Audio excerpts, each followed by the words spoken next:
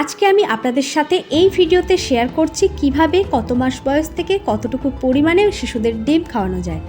ডিমে রয়েছে ক্যালোরি যা শিশুদের ওজন বাড়ায়, রয়েছে প্রোটিন এবং আরও অন্যান্য অনেক পুষ্টি উপাদান।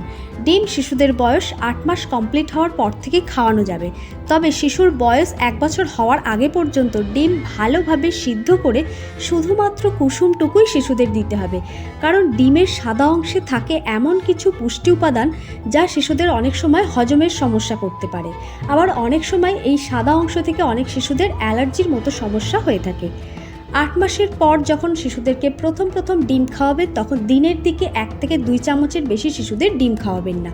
পরে আস্তে আস্তে শিশুর বয়স বুঝে বুঝে অল্প অল্প করে ডিমের কুসুমটার খাওয়ানোর পরিমাণ বাড়াতে হবে। যদি শিশুর ডিমের কুসুম খেয়ে সহ্য হয়ে থাকে, তাহলে 1 বছরের পর থেকে সাদা অংশ এবং ডিমের কুসুম দুটোই কিন্তু শিশুদের দেওয়া যাবে।